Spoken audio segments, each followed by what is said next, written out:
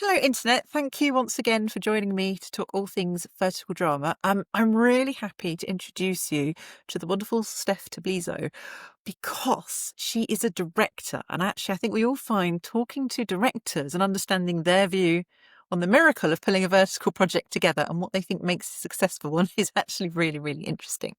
So I'm going to ask Steph to give a little introduction of herself to you, the Internet. All right. Hello. Hello, Jen. Hello, viewers, I guess. My name is Steph Tablizo. I am a Filipino director and producer based in Toronto, Ontario, Canada. I've been a filmmaker for the past close to 15 years, and in the last year and a half or so, I've been very heavily involved into producing and directing vertical series, microdramas, depending on where you are in the world. It could be called a different thing, but yeah, that is what I do. Oh. So going back to childhood, what were your interests? Were you someone who from the earliest age you can remember was wanting to tell stories, or was it a more of a meandering path? It was a little bit of both. If I may just, like kind of a, give a bit more context into it. I grew up in Manila, Philippines, and that's also where I would say I started my career. Um, and for me, it was a little bit of both. I Growing up in school, I have always been involved in theater and like film film critics clubs, like film clubs, things like that. But I don't know. I think just the Asian upbringing in me, it wasn't kind of a career that your parents would encourage you to get into. It's always like a more professional setting in a traditional sense, right? They Yeah. would they would push for you to become like a lawyer or a doctor or a nurse or a teacher or an Mhm. accountant, those more traditional Yeah. jobs. So for me growing up, it was always a hobby. It was always a passion project, something like of a pastime. I didn't go to school for it because, again, that's not really traditionally what people would encourage you to do. And I got into filmmaking because like I was acting. And so I got like a few sort of like acting jobs. And then from there, I kind of figured out very quickly that what I wanted to do mostly lies behind the camera rather than in front of the camera. So that was the learning experience for me. And that was film school for me, was being on sets, volunteering my time and really like coming from the ranks. I was a PA. I started kind of like volunteering, and then I got absorbed into a show, and then I started shadowing an AD, and then I was very interested in what a director does. I've also done my time for like other departments like production design. I was a production design for quite some time. I did costumes. I was a post supervisor. And then it just kind of like snowballed from there. And then I think for me, the ultimate path was directing and producing. It's kind of a culmination of everything that I've learned on set when I was starting out and, through the years. And it's just kind of like putting all of those experiences together and making something with people and people and about life and just stories. Do you remember what it is that was like made you realise I'm more interested in being behind the camera? Because obviously some people it's being in front of the camera, that's the kind of the buzz and when they feel alive and I want to tell stories that way. Yeah, so I did this really kind of out of the box sort of art film with a great director back home. His name is John Red, and he's kind of like the father. We would call him like the father of digital cinema in the Philippines. And I got to work with him. I got hired as an actor for one of his films. And the the role was really the role was really intense, and every one of my co-actors in that film were renowned character actors. They Oh, were so good. And like, like there's like little 21-year-old me way back when was like, oh, like I feel like, like this is so overwhelming. And it was so um I wouldn't say embarrassing, but like I was like, oh, like I'm not on par with like all of these great actors, right? But yes. when you're in scene with like people who are really good at acting, it kind of like elevates you as well. And there is some sort of like magic in there that like comes out when everyone who is working together is really good at what they do and they're passionate about it. And you know, they just bring out something, and like you end up making something beautiful. And I'm like, yeah, as much as I do like acting, I like acting, but there's something about like putting all of those elements together to create something that was so intriguing and exciting to me. And so I came up to the director and I was like, I really did enjoy this process and I want to do more of it, but I also really want to learn like how you've been able to put all of this together. Can I please shadow or like volunteer if you have like any upcoming shows? And he was like very, he was very nice. He was very gracious about it. And so that's really like when I started to do more behind the scenes stuff. I love that. That's so interesting of just that's when you clicked. Um, and obviously it sounds like one of the advantages you've got is because you did so many different roles. Once you move into directing, producing, you understand implicitly all the different things that you're then pulling together. Yeah. So when you start directing, producing, were you still in the Philippines? And what kind of work is there for someone doing that? Kind of what were the jobs that were coming up? So for me, when I was back home, I was more doing um uh ADing roles, production design, like set design. I was a set designer, production designer for a long time. And then I started more on the producing side actually when I moved to Singapore.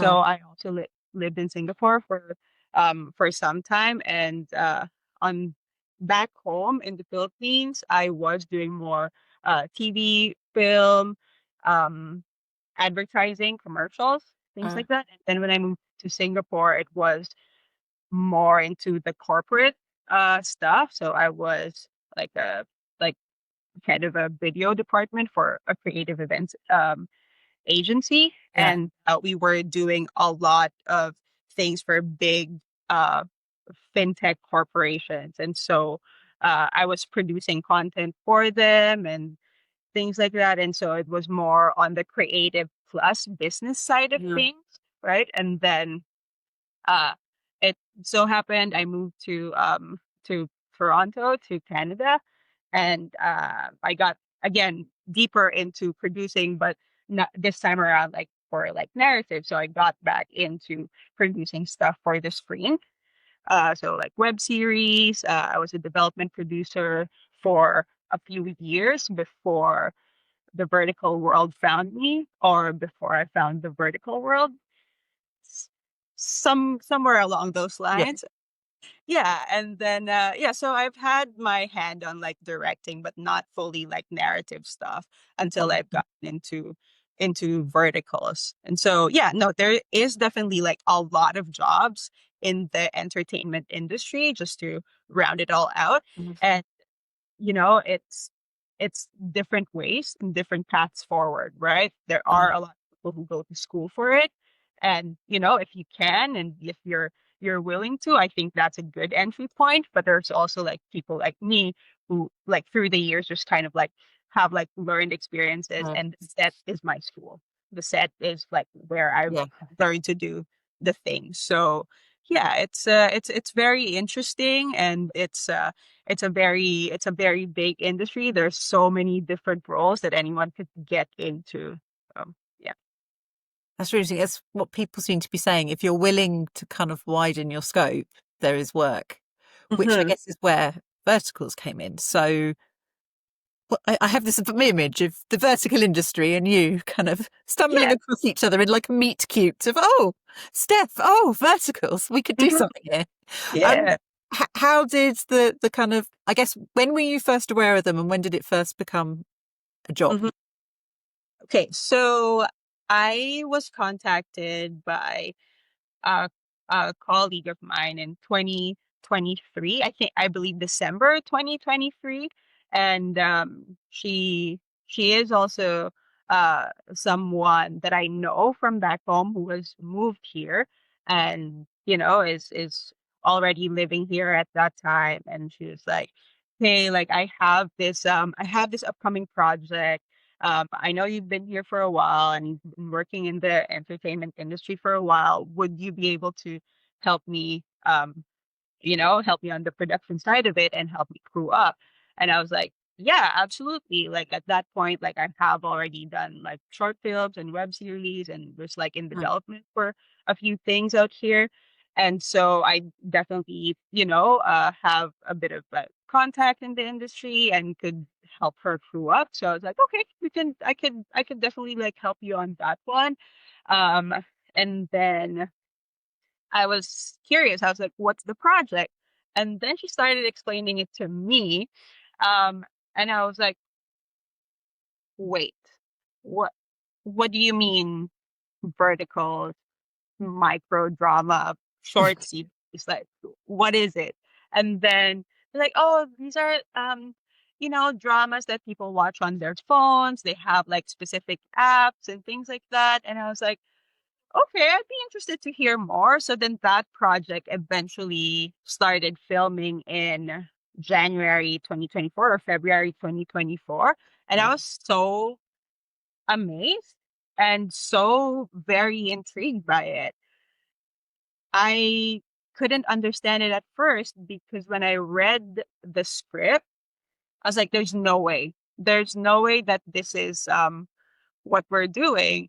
And at that time, I think it was the height of werewolf, kind of like alpha, Yeah, and all this really quite foreign language and a whole world build that's not really explained, and you're just supposed to know what it is. Yeah, Yeah, and when you've been doing this for a while, and when your history is more from like like traditional media and traditional television, and I've read many scripts throughout my career, and it was the same, but it was different. Like, yes, I am reading a script, and yes, there is some sort of you need to like suspend your belief and things like that. I do understand that, but there were also a lot of like questions that are like popping up in my brain, like who's watching this, like where are they, like what's the demographics, like you kind of like need to understand those things if you want to understand the format. So yeah, that's kind of how I started, and then I got a few more freelance projects of verticals. And so then I've like read more scripts and encountered a few more of the the vertical tropes that are out there. I very quickly learned that they're all millionaires and they're all rich, and just those type of things. And yeah, eventually, by I think September of 2024, I was offered to direct something. And I was like, you know mm, what? I think I understand the format um quite better now than when I started working on them earlier in the year. So I think I'll give it a go. And so I did. I directed the first vertical I've done, which was Racing into Love with My Secret Boss. I think was the final like yeah, title of it, but obviously like the working title was different. And yeah, I was just channeling like all of those shows that I was fighting my mom about when I was growing up, because she wanted to watch this Spanish telenovelas and I wanted to watch Japanese anime, and we somehow had to share the TV in the living room, you know? So I can see. And your mum won out in the end because that's kind of what you're I making. and I'm like, you know what, mom, you're right all along, as moms are always. Look at Yeah. me now, doing exactly like the things that you were watching when I was growing up. So, yeah, that's kind of how I had my start. So, coming as an experienced director, and once you're like, okay, I'm directing vertical, what is different? What does a director need to know when coming into a vertical of like, people, this is different from other jobs? Yeah, I think the pace, right? The pace of making verticals is extremely uh shorter runway than what you would do in, like in other formats. And what Mm, I mean by that is sometimes when you're working on, say for example, a feature film, right, you would probably spend 6 months to a year just talking about like the nitty gritty of things, getting into the script and like, like editing it, interpreting it, and mm, like finding like waiting for production to like crew up and like find all the perfect people to be working on a project, and just like the pre-production of it all. It could be like a long process, whereas in verticals it's really quick. It's a really quick turnaround time as well.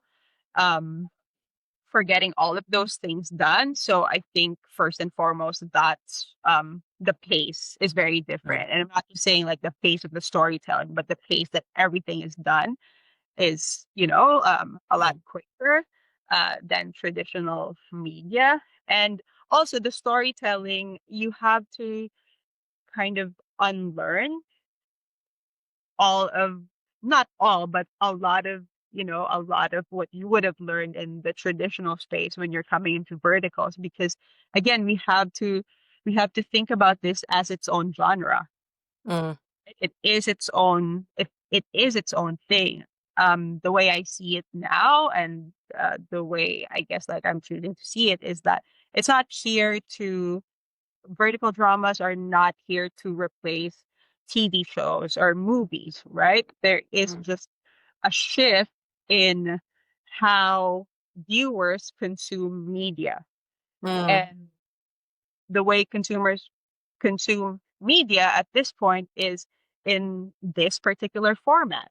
So I think it's an additional form of entertainment that like we keep evolving, right? Mm. Like, Yeah.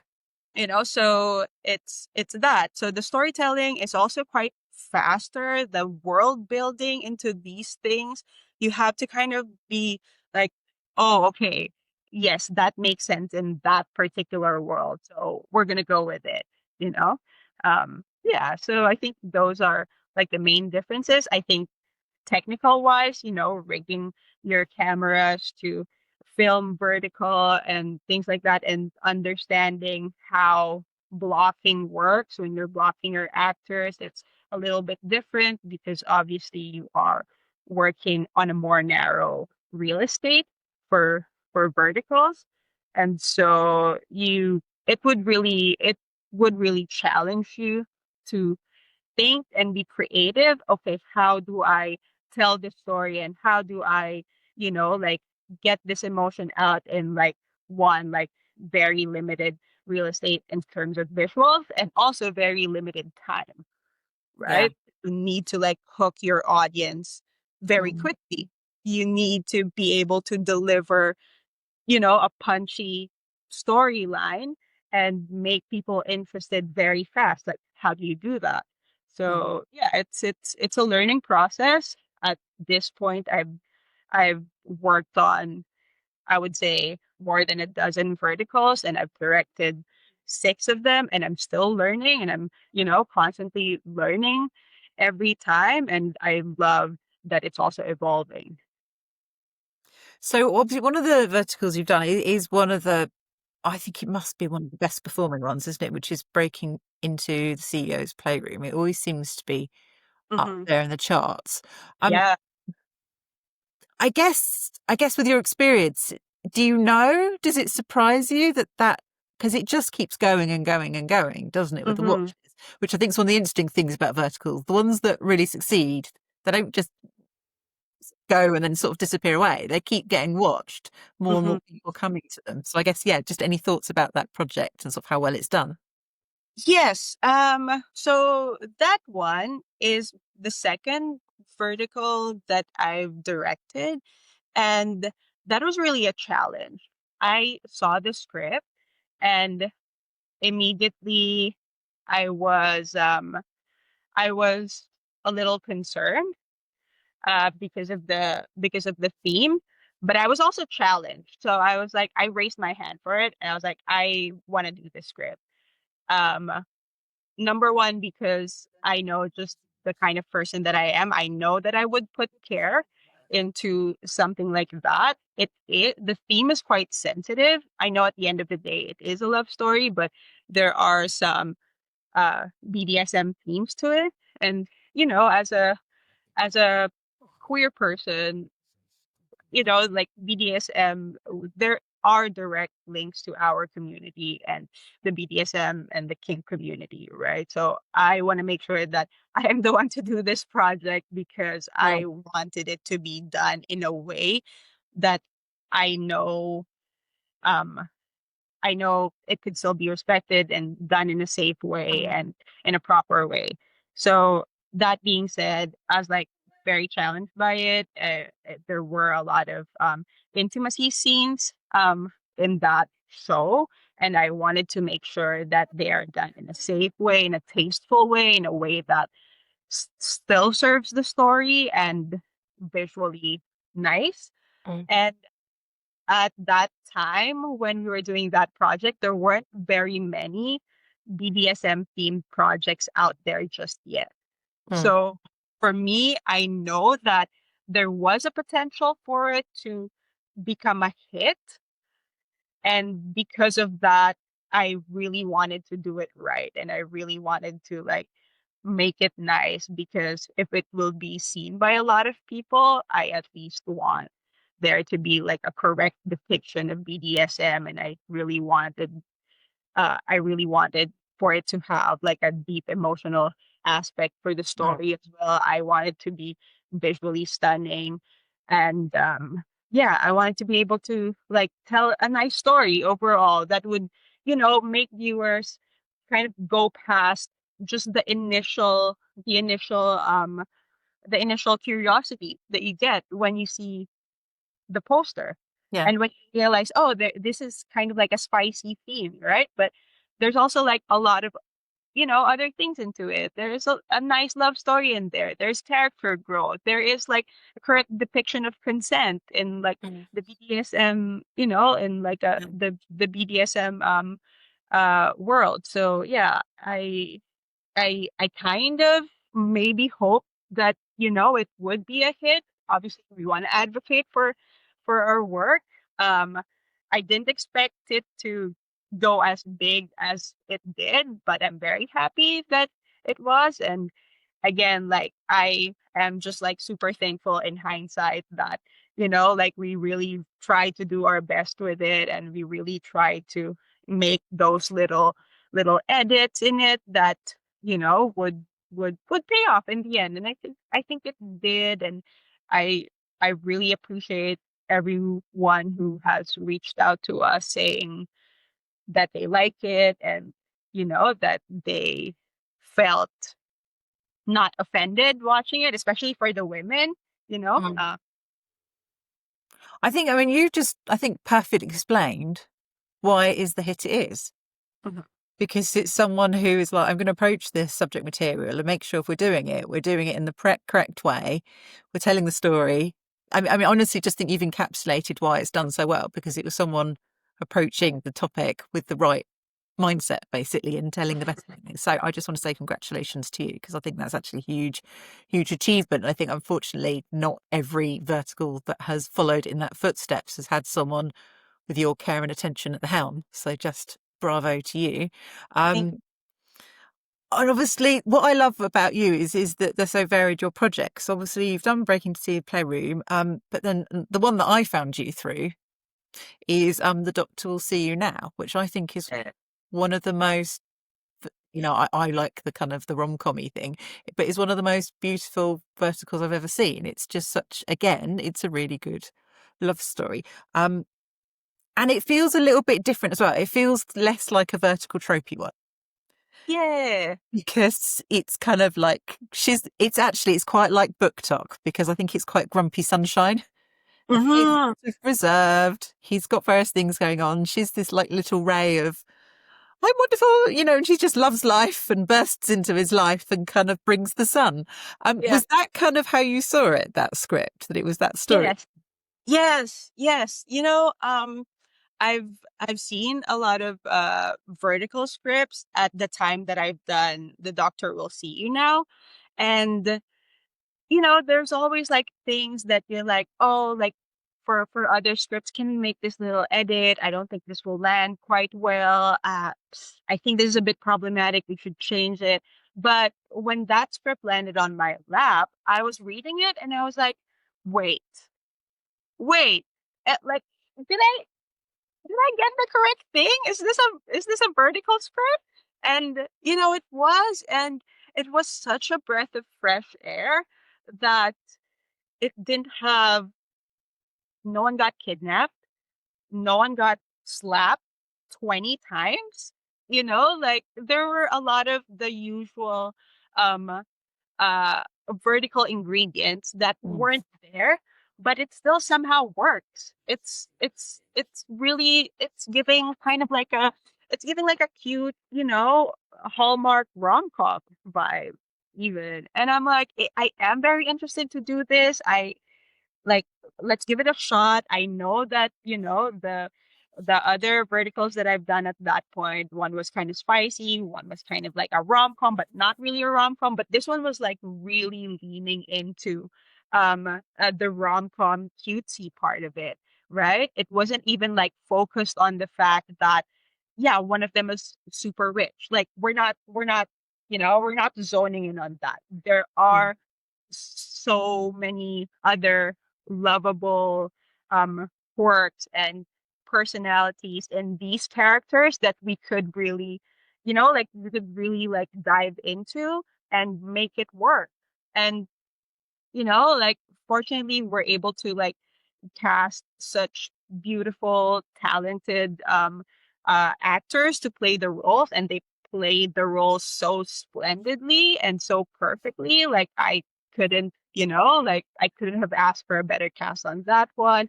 I couldn't have asked for a better script for that one. Like even like our EP was so very um game to try a new approach on verticals, that they're like very supportive of what we were trying to do, and the whole team was excited about it. When they read the script, they were like, this is actually great. I am excited to do this. I love it. Like, yeah. So that one, like, I'm so happy with that project, and uh I'm also very thankful that it, landed quite well Mhm. with the audience. Like, I know it's probably like not 300 million views or whatever, but the people who saw it, they loved it. And there's something about that that really, for me, it is a success. Yeah. Whatever the numbers are, like for the people who say it, like up to now, people are talking about it, like after a while, and yeah, it's successful to me. Like, I love that, and I love that it resonated with people, and I love that we were able to make something out there that's like, oh, like, like this could belong somewhere else other than a vertical screen. I And think it does. Yeah, yeah. I think you've hit the nail on the head for me. I thought this could be TV, this could be movie, the cinema. Hmm. And also, I want to tell you, because obviously I watched it when it came out and loved Yeah. it, which I could review, but I rewatched it ahead of this interview. Now, Yeah. there's quite a lot of verticals actually I wouldn't rewatch. I'll enjoy them, but I don't need to rewatch. This one, I got more out of it. I couldn't quite remember all of it. There were bits that I loved, and it 100% stands up to a rewatch, which actually is a really high bar for verticals, because a lot are like, they're kind of quite disposable. This Hmm. is like a really quality movie, so you should just be so proud of it. Um, Thank you. Thank Question you. I wanted to ask you, because obviously what I do is you look up the cast. This is what we do, or you try and find them on Instagram. And obviously Kim's diaries, just like she's so good as Jen. To be able to do that kind of cute sunshine without ever being annoying is phenomenal. She Yes. just Uh, nails it. Um, but I also wanted to ask about Alexander Handy because I found it fascinating when I looked him up, and he's got a stand-up comedian background, and I just found that so interesting, given his character is like the opposite of what you think you would cast a stand-up comedian as. So I just wondered, kind of, yeah. presumably, is he very different Mhm. off set, and how that worked? Yeah, no, Alex to me is a very interesting character. Obviously, there are certain things during the casting process of it all that we're looking at, we are in the vertical industry. Let's not pretend that looks aren't important. They are very Mm, important, right? Depending on your script, like mm, maybe like the abs are also very important for casting yeah. guys. And like sometimes like I don't know about other people or other directors, but for me, like the ability to perform and the ability to act is almost always as important as like like their physical characteristics, right? And I saw a few of Alex's work online, and obviously like he sent in a tape for the role and things like that, and I'm like, okay, like this guy has layers. I think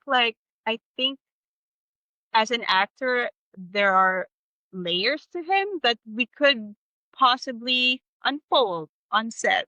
Mm, We can try. We definitely should try. I think the look is correct. Like, mm. like it looks like, yeah, to me, like he looks like a serious doctor. Like we could definitely style him to look like a serious doctor. I know that he has a lot of comedy skits online, but I've also seen something in his acting that had made me believe that we could this guy is Henry Darcy. Yeah. You know? This guy is Henry Darcy. He could be it. He's the one. Let's give it a go. That's so interesting. Thank you for explaining that. It's just something that really intrigued me.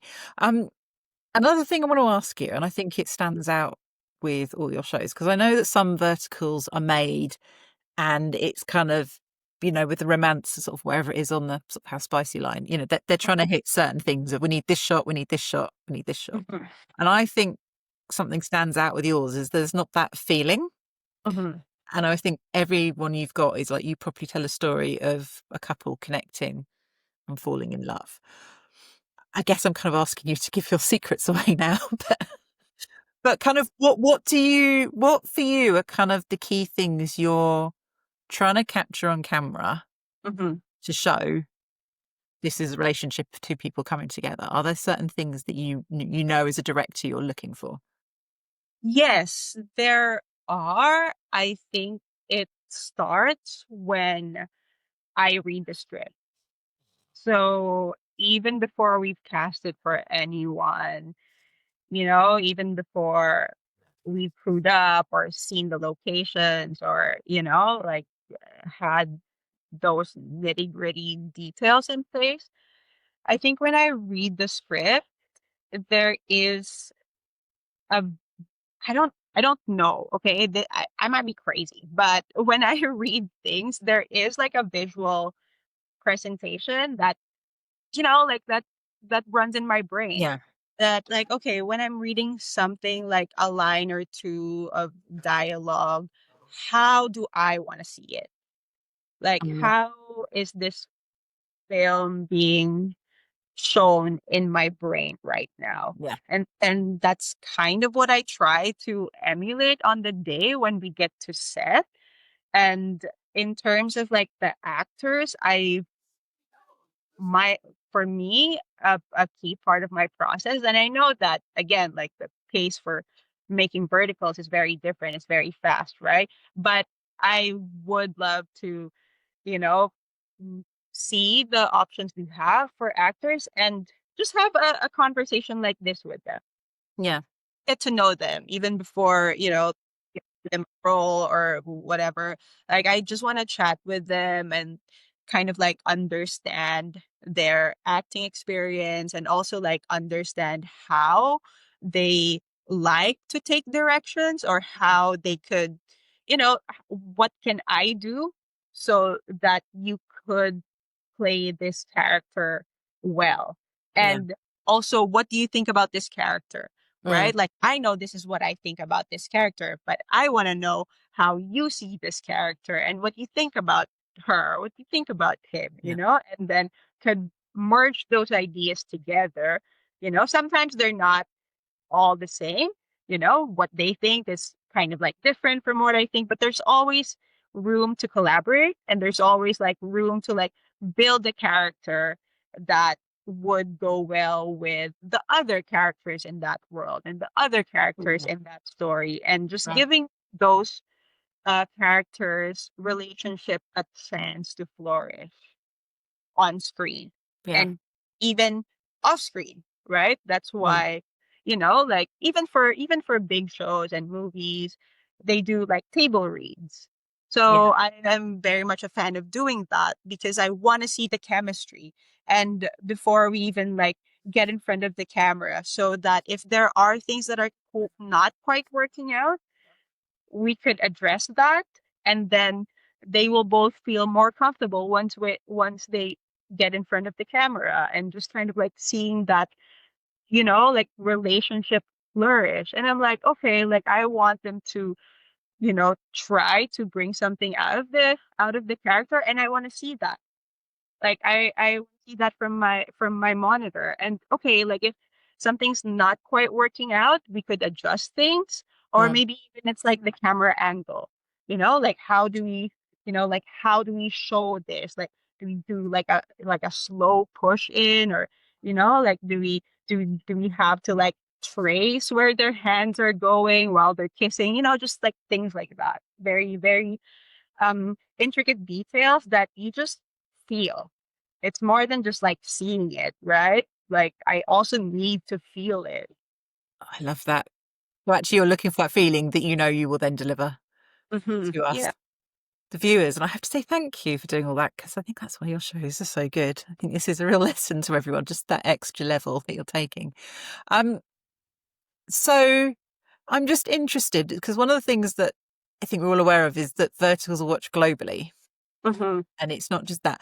Um, what kind of are you aware of? Kind of people are watching back in the Philippines. I guess if you've still got contacts in Singapore, in Canada, kind of what do you hear from the different places in the world that you're connected to about the view of verticals? Yeah. It's like thank you for asking that. That's such a lovely question. And that's also something that I've been, thinking about the past few months.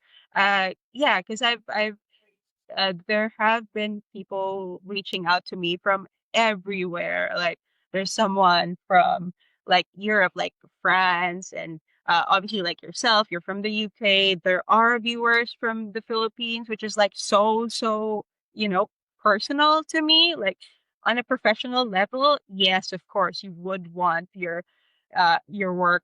Like you want eyes on your work, right? But knowing that professionally that's where I started and professionally like most of the things that I used to do were watched in Asia or watched in the Philippines, and now they still get to see my work even though I'm not there anymore and even though like I've moved to other Mm. places. That's so just on a personal level very very fulfilling for me. And to your question, I know a lot of people still enjoy a good love story. There are vertical genres I feel like that are the cornerstones of, like the vertical series world. And Yeah. they're like the alpha stories and the mafia stories and the cute rom-coms and maybe some spicy themed ones as well. So there are genres that I feel like are here to stay. Mm. But what I am also learning is that there are a lot more people out there craving for original content. Mm, So, I think that is um something that speaks about how this industry is evolving. mm, um there are a lot of billionaire love stories when the vertical world kind of emerged, right? It's almost always like, oh, CEO falls in love with the girl and yeah. saves the girl and this and that. There were a lot of that, and we've seen so many versions of those stories, right? And I think now there is like slowly things are shifting and people want to see something a bit more different, or maybe they don't want to see as many billionaires anymore, or maybe they want to see maybe we're kind of tired of seeing damsels in distress. Maybe we want the women to do the saving, even, like That'd be just so like much we're fun. an empowerment Yes, story. I want that. Yeah. I remember there's two or three verticals where it has been more of that, and they really stick in my head. Oh, that was so cool. Yeah. Um, so I guess, yeah, my next question is what stories would you personally like to tell, or you Hmm. that would work well in a vertical format? I would love to see it tackle this genre or this type of story. Hmm. um you know I I want to see maybe more kind of like murder mystery stories. Oh, yeah. Yeah, yeah. And again, like, I know that the viewership of verticals is still, predominantly women. So I really want to tell, like women empowerment stories. Mm, Like we don't need to always depict women a certain way, because, we can depict them in, like a much more lighter, positive way, right? So mm, I really hope it evolves into more genres. Like I said, like just for me, like personally, I would love a good murder mystery mm, vertical series. I just want to see how that would play out. I would also want to see, like as a queer person, like a good, like queer story in the vertical genre, or even like more queer characters, or mm. like a diverse world in the vertical series that actually mirrors the world that we live in right now. I know that for a lot of people, verticals are a form of escapism, or, like having a break from the real world. But wouldn't it be great if we saw more people that were like us in the things that we're watching? I don't know, Yeah. like just an idea. I think, yeah, you've hit the nail on the head there. That's my going to be my clip, everyone. By the way, that's the reel. Yeah, we just want people that look like us and tell different stories, and just, yeah, Mhm. I just think, oh, I so hope that's happening, and think hopefully it is coming. Um, Hope geez. so. You kind of answered my question because you're that good. You already anticipated my question and answered it. This is how good you are. Because I was going to ask, sort of, as we come near the end, what the appeal of verticals is. So I Mhm. guess you've mentioned escapism. Mhm. Is there anything else? Because I'm sure you get asked about this by other people in the industry, that you've identified of this is why people are consuming this media rather Mhm. than Mhm. other media. Mhm. I think yes, escapism is probably like one of the top, like one of the top reasons up there if we were to make a list.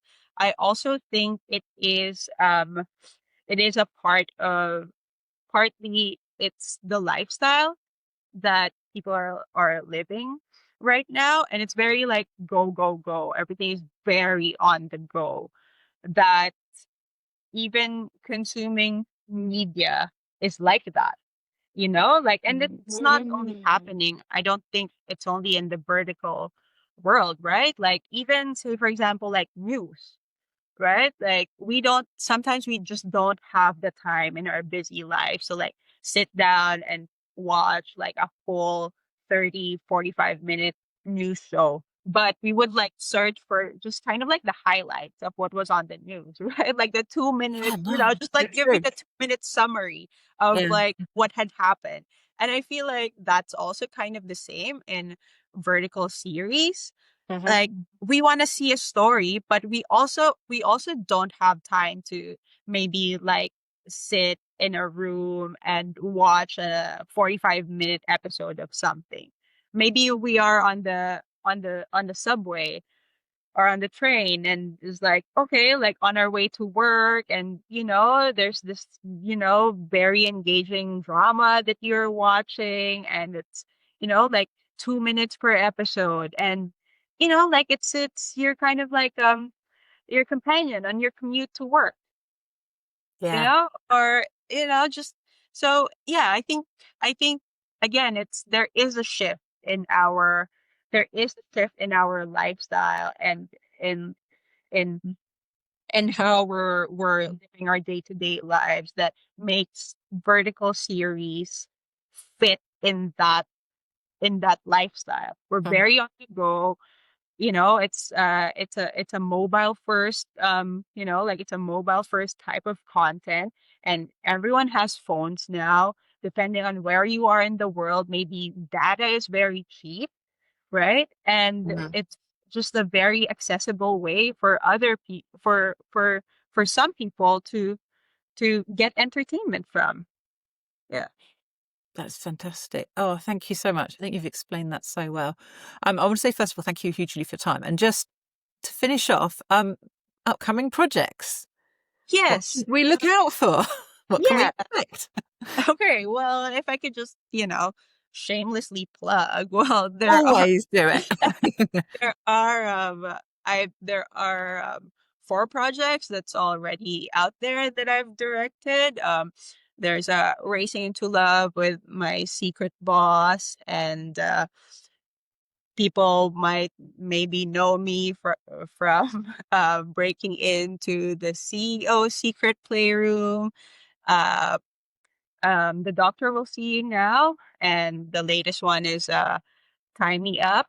Tie Me Up, My Dumb CEO, if you want to be exact with it. And there are two projects that I'm really excited about. I don't quite know what their final titles are gonna be, or where both of them are gonna be. One of them I'm really excited about. It is developed together with Viglu, so it is gonna be on Viglu. It is a mafia story, but with a twist. It is a mafia Oh, story, but with a twist.